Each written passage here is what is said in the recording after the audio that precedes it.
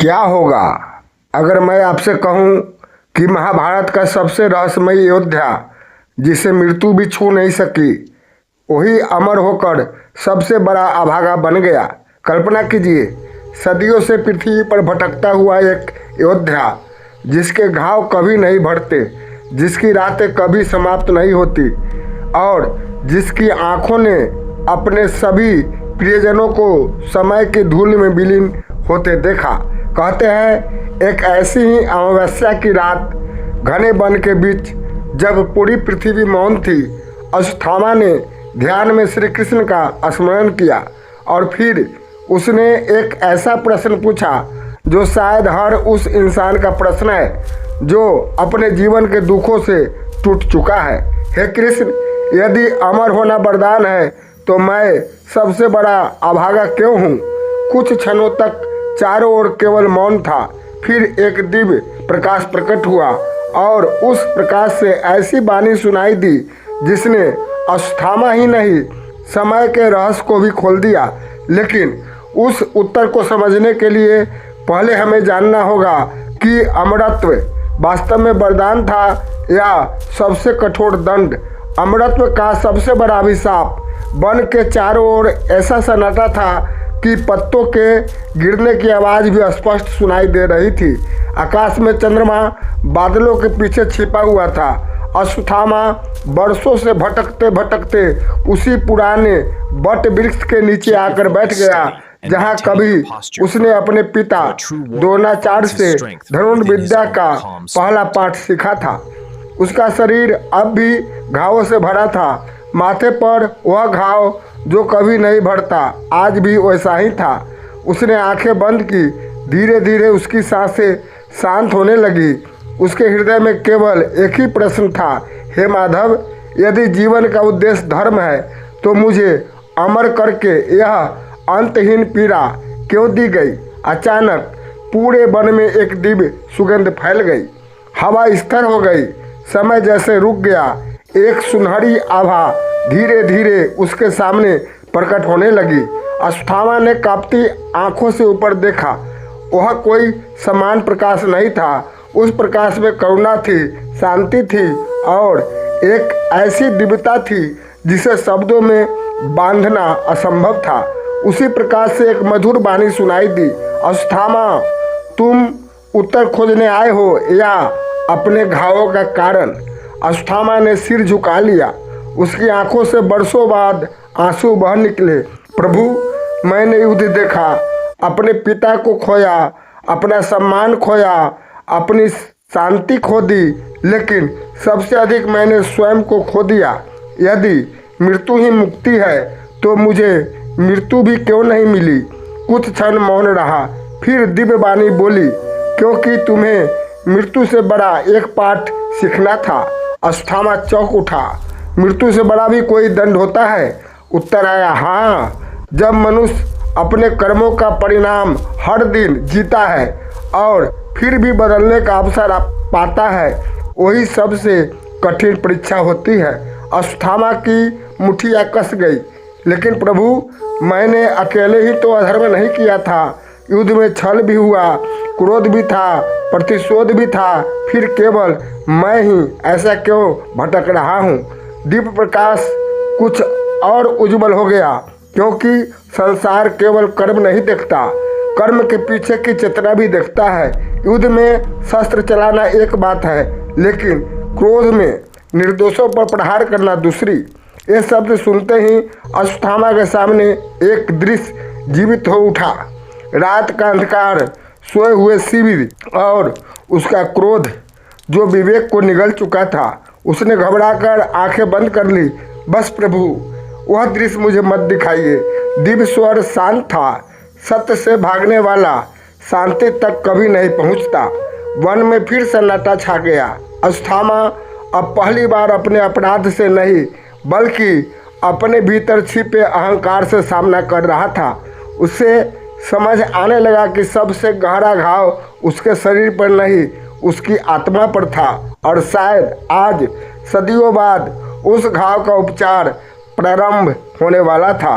लेकिन उसी क्षण दीप प्रकाश धीरे धीरे वन में फैलने लगा। अश्वत्थामा की धड़कनें तेज हो गई। उसे ऐसा लगा मानो समय की परतें एक एक करके खुल रही हो। दिव्य स्वर फिर गूंजा, अश्वत्थामा, क्या तुम अपने जीवन की सबसे बड़ी भूल को देखने का साहस रखते हो? उसने कांपते हुए उत्तर दिया, यदि सत्य ही मुक्ति का मार्ग है तो मैं उससे भागूंगा नहीं। इतना सुनते ही उसके सामने एक जीवंत दृश्य प्रकट हुआ। कुरुक्षेत्र का युद्ध लगभग समाप्त हो चुका था। दुर्योधन मृत्युशैया पर पड़ा था। उसकी आंखों में प्रतिशोध की अग्नि जल रही थी। अश्वत्थामा के भीतर भी क्रोध तूफान बन चुका था। उसे केवल एक ही बात दिखाई दे रही थी, पांडवों को किसी भी कीमत पर समाप्त करना है। लेकिन उसी क्षण उसके भीतर से एक धीमी आवाज उठी, रुक जाओ। क्रोध में लिया गया निर्णय जीवन भर पछतावा बन जाता है। वह अंतरात्मा की आवाज थी, परंतु प्रतिशोध ने उसे दबा दिया। दिव्य स्वर बोला, यही वह क्षण था जहां तुम्हारा भाग बदल सकता था। अश्वत्थामा चौंक उठा, क्या उस रात मेरे पास दूसरा मार्ग भी था? उत्तर आया, हर मनुष्य के पास अंतिम क्षण तक दूसरा मार्ग होता है। भाग परिस्थितियां देता है, निर्णय मनुष्य स्वयं लेता है। अश्वत्थामा का सिर झुक गया। तो क्या मेरा अभिशाप उसी एक निर्णय से जन्मा? दीप प्रकाश शांत हो गया। अभिशाप उस निर्णय से नहीं, उस निर्णय के पीछे छिपे अहंकार से जन्मा। कुछ क्षणों बाद पूरा दृश्य बदल गया।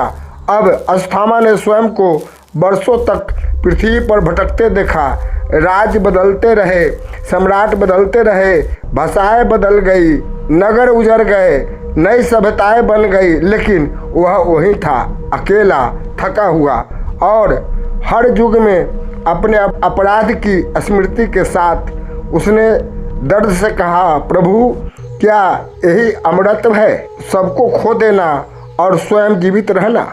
दिव्य स्वर में करुणा थी। यही कारण है कि बिना आत्मज्ञान के अमरत्व वरदान नहीं, सबसे भारी बोझ बन जाता है। अश्वत्थामा अब रो रहा था। सदियों से दबे आंसू पहली बार बह रहे थे।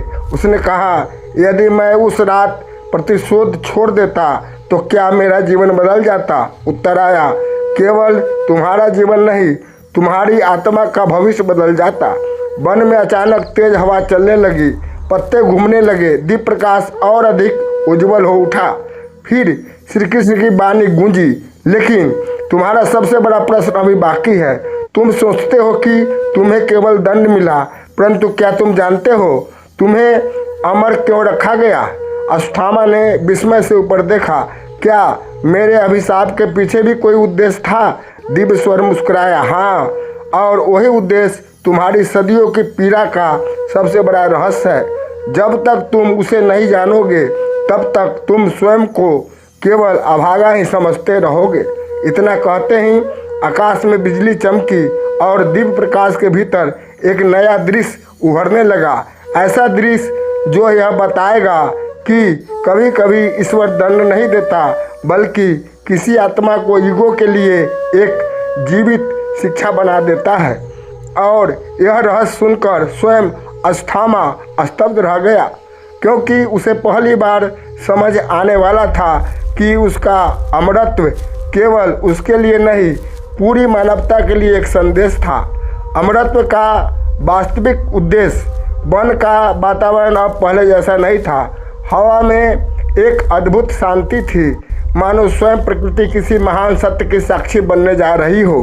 अश्वत्थामा ने कांपते स्वर में पूछा, प्रभु, यदि मेरा अमरत्व केवल दंड नहीं है तो फिर इसका उद्देश्य क्या है? कुछ क्षणों तक केवल मौन छाया रहा। फिर दीप प्रकाश से श्री कृष्ण की शांत वाणी गूंजी, अश्वत्थामा, संसार समझता है कि सबसे बड़ा दंड मृत्यु है, लेकिन मैं तुम्हें बताता हूँ, सबसे बड़ा दंड है जीवित रहकर अपने कर्मों का साक्षी बनना।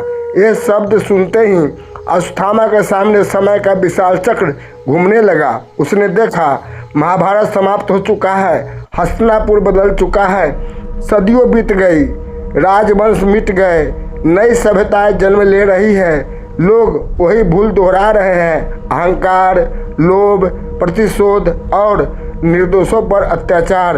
अश्वत्थामा स्तब्ध था।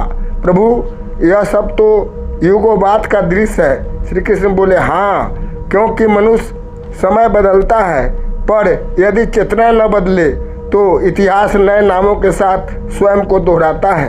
अश्वत्थामा ने देखा एक राजा क्रोध में अपने ही मंत्री को अपमानित कर रहा है। दूसरी ओर एक भाई लालच में अपने भाई का विश्वास तोड़ रहा है।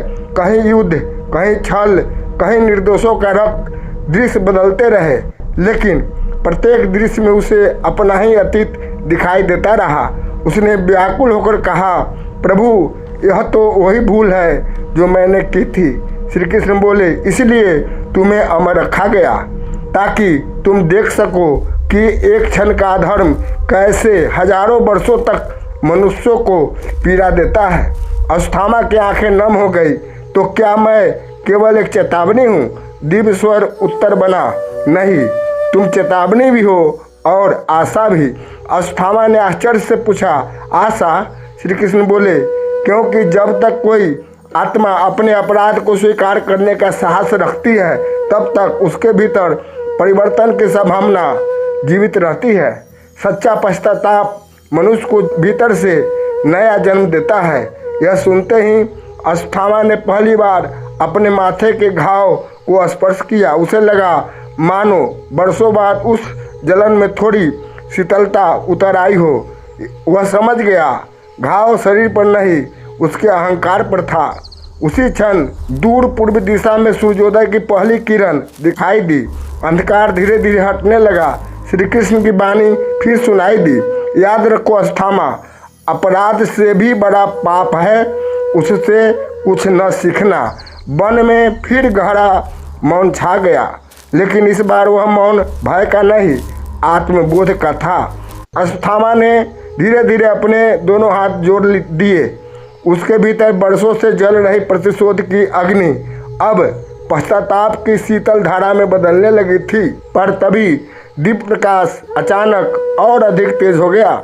श्री कृष्ण बोले, अभी अंतिम रहस्य शेष है। तुम अपने अभिशाप का कारण जान चुके, उसका उद्देश्य भी समझ चुके, लेकिन क्या तुम जानते हो वह कौन सा एक गुण है जो सबसे बड़े पापी को भी ईश्वर के निकट पहुंचा सकता है? अश्वत्थामा ने विस्मित होकर ऊपर देखा। उसकी सांसें थम गई, क्योंकि अब जो उत्तर मिलने वाला था वह केवल उसके लिए नहीं, हर उस मनुष्य के लिए था जो अपने जीवन में कभी न कभी गलती कर चुका है और फिर भी ईश्वर की ओर लौटना चाहता है। वह एक गुण जो भाग भी बदल देता है। वन में उगते सूरज की पहली किरणें अब धीरे धीरे धरती को स्पर्श कर रही थी। अश्वत्थामा की आंखों में वर्षों बाद एक नई जिज्ञासा दिखाई दी। उसने हाथ जोड़कर कहा, हे माधव, यदि कोई मनुष्य अपने जीवन में भयंकर भूल कर चुका हो तो क्या उसके लिए भी ईश्वर का द्वार खुला रहता है? कुछ क्षण तक केवल पंछियों का मधुर स्वर सुनाई देता रहा। फिर दीप प्रकाश से श्री कृष्ण की गंभीर वाणी गूंजी, अश्वत्थामा, ईश्वर का द्वार कभी बंद नहीं होता, बंद होता है केवल मनुष्य का अहंकार। यह सुनते ही अश्वत्थामा का सिर स्वतः झुक गया। उसे लगा जैसे यह वचन सीधे उसके हृदय को स्पर्श कर गया हो। श्री कृष्ण आगे बोले, जिस दिन मनुष्य अपनी भूल स्वीकार कर लेता है, उसी दिन उसके भीतर परिवर्तन का पहला दीपक जल उठता है। लेकिन अधिकांश लोग दंड से नहीं, अपने अहंकार से हार जाते हैं। अचानक अश्वत्थामा के सामने एक और दृश्य प्रकट हुआ। उसने देखा एक साधारण किसान अपनी छोटी सी भूल के लिए अपने पड़ोसी से क्षमा मांग रहा है। दूसरी ओर एक शक्तिशाली राजा अपने अपराध को स्वीकार करने के बजाय पूरे राज्य को युद्ध में झोंक देता है। दोनों के परिणाम बिल्कुल अलग थे। किसान के घर में शांति लौट आई, राजा का साम्राज्य विनाश में बदल गया। अश्वत्थामा ने आश्चर्य से पूछा, प्रभु, इतना छोटा सा अंतर और परिणाम इतना बड़ा? श्री कृष्ण मुस्कुराए, यही कर्म का सूक्ष्म नियम है। ईश्वर भूल पर तुरंत निर्णय नहीं करता, वह मनुष्य की अगली प्रतिक्रिया देखता है। क्या वह पश्चाताप करता है या अपने अपराध को सही सिद्ध करने का प्रयास? वे ये शब्द सुनते ही अश्वत्थामा की आंखों से आंसू बहने लगे। प्रभु, मैंने अपने अपराध को वर्षों तक प्रतिशोध का नाम दिया। यदि उसी दिन मैं स्वीकार कर लेता कि मैं गलत था तो शायद आज मेरी कथा कुछ और होती। दिव्य स्वर में करुणा थी, हाँ, लेकिन याद रखो, सच्चा पश्चाताप कभी देर से नहीं आता। जब तक चेतना जागती है तब तक परिवर्तन संभव है। उसी क्षण वन में तेज हवा चली, बट वृक्ष के सूखे पत्ते टूटकर नीचे गिरने लगे। श्री कृष्ण बोले, देखो इस वृक्ष को, सूखे पत्ते गिरते हैं तभी नई कोपलें जन्म लेती है। जो अपने भीतर के अहंकार को नहीं गिराता वह नया जीवन भी प्राप्त नहीं कर सकता। अस्थामा अब मौन था। सदियों का बोझ धीरे धीरे हल्का होने लगा था। उसने पहली बार अनुभव किया कि सांप से ही बड़ी शक्ति स्वीकार करने में होती है। लेकिन तभी आकाश अचानक सुनहरे प्रकाश से भर गया। दिव्य स्वर पहले से भी अधिक गंभीर हो गया। अस्थामा, अब मैं तुम्हें वह अंतिम रहस्य बताऊंगा जिसे जानने के बाद तुम समझोगे कि कभी कभी ईश्वर किसी आत्मा को दंड नहीं देता, बल्कि उसे आने वाली पीढ़ियों के लिए एक जीवित संदेश बना देता है। और उसी क्षण तुम्हें यह भी ज्ञात होगा कि तुम्हारा वास्तविक प्रायश्चित अभी समाप्त नहीं हुआ, बल्कि अब प्रारंभ होने वाला है। यह सुनते ही अस्थामा की सांसें रुक सी गई। उसने धीरे से कहा, प्रभु, क्या मेरे लिए अभी भी कोई कर्तव्य शेष है? दिव्य प्रकाश और भी प्रखर हो गया और उत्तर आया, हाँ, यही तुम्हारे अमरत्व का सबसे बड़ा रहस्य है। अमरत्व का वास्तविक रहस्य। दिव्य प्रकाश पूरे वन में फैल चुका था। ऐसा लग रहा था मानो समय स्वयं ठहर गया हो। अस्थामा की आंखें श्री कृष्ण के तेजस्वी स्वरूप पर टिकी थी। उसने धीमे स्वर में कहा, प्रभु, यदि मेरा अमरत्व केवल दंड नहीं तो मेरा अंतिम कर्तव्य क्या है? श्री कृष्ण मुस्कुराए। उनकी मुस्कान में करुणा भी थी और गहरा ज्ञान भी। उन्होंने कहा, अस्थामा, जब कोई मनुष्य अपने अपराध को समझ लेता है तब उसका जीवन केवल उसके लिए नहीं रहता, वह दूसरों के लिए एक सीख बन जाता है। तुम्हें अमर इसलिए नहीं रखा गया कि लोग तुमसे भय करें, तुम्हें इसलिए रखा गया ताकि आने वाली हर पीढ़ी समझ सके कि क्रोध का एक क्षण जीवन भर का पश्चाताप बन सकता है। अस्थामा की आंखों से आंसू बहने लगे। सदियों बाद पहली बार वे आंसू पीड़ा के नहीं, आत्मबोध के थे। उसने कांपते हुए कहा, प्रभु, क्या कभी ऐसा समय आएगा जब मेरी आत्मा को भी पूर्ण शांति मिलेगी? श्री कृष्ण ने उत्तर दिया, शांति किसी स्थान का नाम नहीं है। शांति उस क्षण जन्म लेती है जब मनुष्य अपने भीतर के अंधकार को पहचान कर प्रकाश की ओर चलना प्रारंभ करता है। वन में मंद समीर बहने लगी। उगते सूरज की किरणें अस्थामा के मस्तक पर पड़ी। वर्षों से धधकता उसका चेहरा आज पहली बार शांत दिखाई दे रहा था। श्री कृष्ण बोले, याद रखो, दुनिया तुम्हें तुम्हारी भूल से याद करेगी, लेकिन ईश्वर तुम्हें तुम्हारे पश्चाताप से पहचानता है। मनुष्य का अतीत उसका भविष्य तय नहीं करता, उसका अगला निर्णय उसका भविष्य बनाता है। अस्थामा ने दोनों हाथ जोड़ दिए। उसकी आवाज़ भर्रा गई, हे माधव, यदि कोई कभी मनुष्य अपने जीवन में अंधकार में भटक जाए तो उसे मेरा जीवन याद दिलाइए। उसे बताइए कि अहंकार विनाश का मार्ग है और विनम्रता ही मुक्ति का द्वार। श्री कृष्ण ने शांत स्वर में कहा, यही तुम्हारा प्रायश्चित है। युगों तक तुम्हारा नाम केवल एक योद्धा के रूप में नहीं बल्कि एक चेतावनी के रूप में लिया जाएगा। जो भी तुम्हारी कथा से सीख लेगा वह भूल दोहराने से बच सकता है। इतना कहते ही दीप प्रकाश धीरे धीरे आकाश में विलीन होने लगा। वन फिर शांत हो गया, लेकिन अस्थामा अब वैसा नहीं था जिस प्रकार वह इस वन में आया था। उसके घाव अभी भी थे, उसकी यात्रा अभी भी शेष थी, किंतु उसके हृदय में पहली बार आशा का दीप जल चुका था।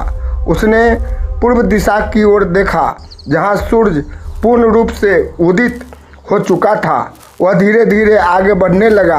हर कदम के साथ उसका बोझ हल्का होता जा रहा था, मानो वह समझ चुका हो कि सबसे बड़ी विजय किसी शत्रु को हराने में नहीं, स्वयं के अहंकार को जीतने में है। कथा का संदेश: जीवन में कभी ऐसा समय आता है जब हमें लगता है कि हमारे साथ ही सबसे अधिक अन्याय हुआ है, परंतु हर पीड़ा का उत्तर तुरंत दिखाई नहीं देता। धैर्य, आत्मचिंतन, करुणा और अपने कर्मों में सुधार, यही वे मार्ग है जो मनुष्य को भीतर से बदलते हैं। गलती हर मनुष्य से हो सकती है, लेकिन वही व्यक्ति महान बनता है जो अपनी भूल स्वीकार कर उसे दोहराने के बजाय उसे सीख में बदल देता है। यदि यह कथा आपके हृदय को स्पर्श करे तो इसे केवल कहानी समझकर न छोड़े। अपने जीवन में एक क्षण रुक कर यह अवश्य सोचे, क्या मेरे किसी शब्द या कर्म से किसी का हृदय आहत तो नहीं हुआ? क्योंकि सच्चा धर्म युद्ध जीतने में नहीं, अपने भीतर की कठोरता को हराने में है। जय श्री कृष्ण, जय हिंद, जय भारत।